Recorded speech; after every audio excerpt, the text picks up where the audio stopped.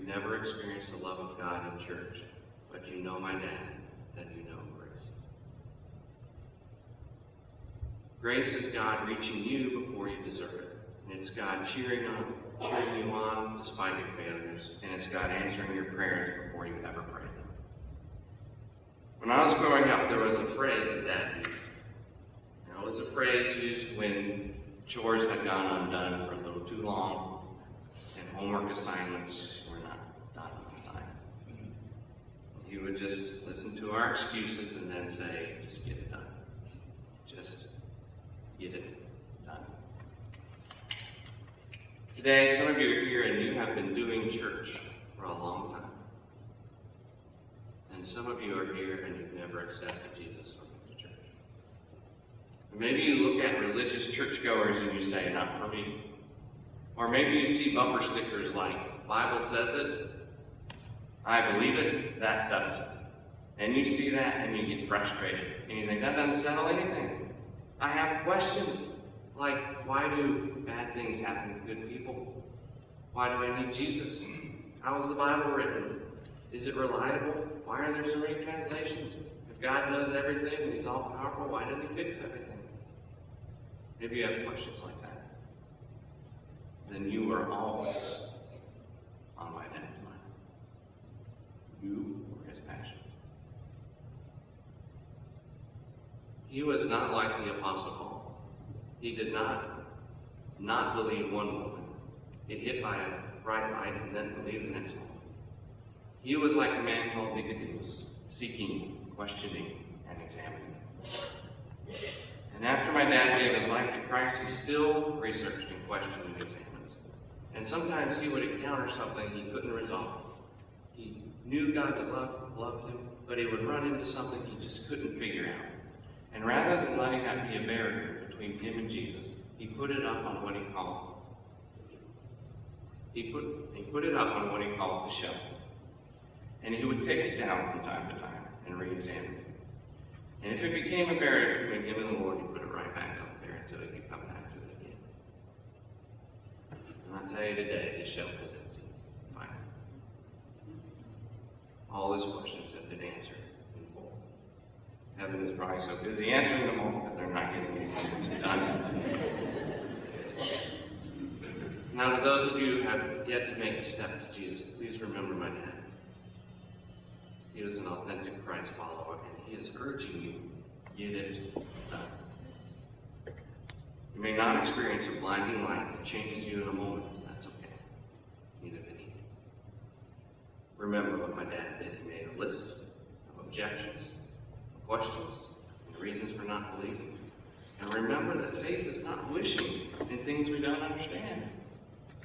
Faith is substance and evidence of things that we see, pointing to things that we can't see.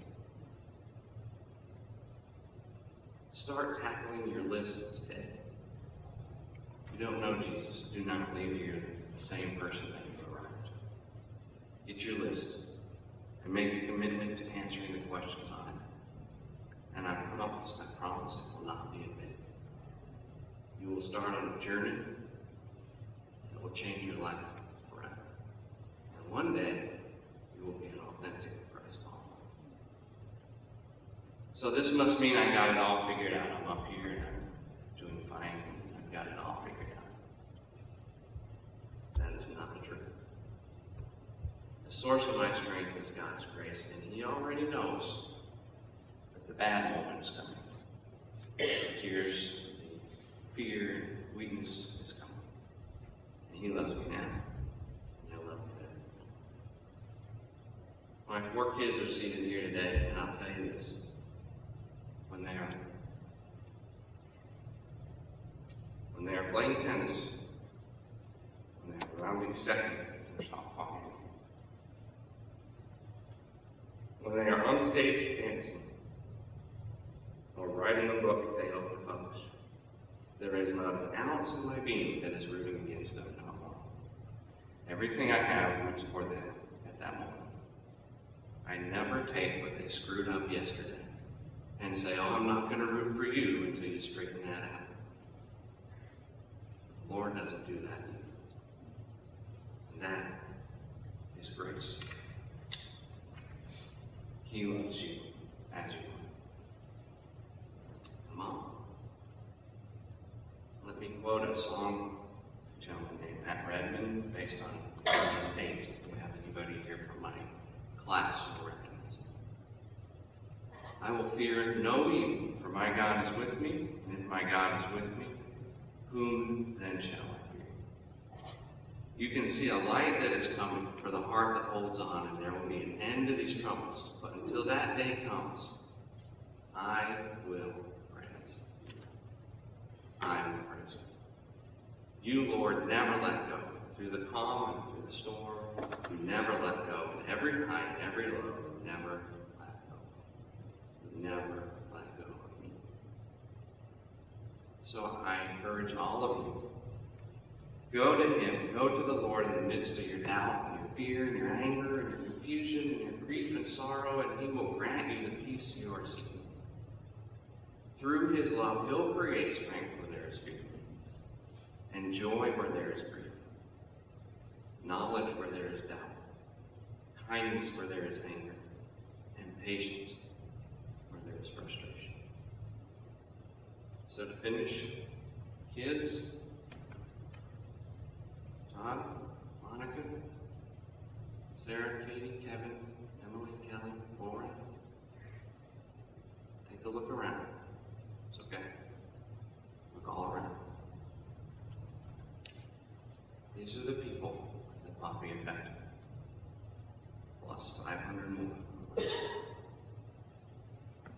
He was one man, and he gave his life to Jesus. And these people are the result. You are not one. You are 8. Imagine what will happen to the world as each of you has Jesus in your heart. And to everyone else, take a look around you. Today and last night, one man gave his life to Christ, and all of our lives are the result. But you are not one. Combined with the folks from last night, you are 500. Imagine what the world would be if each of you, like my dad, were called an authentic Christ follower. Today is the day to start your journey. Just get it done. I love the Lord, and I love my dad. And today,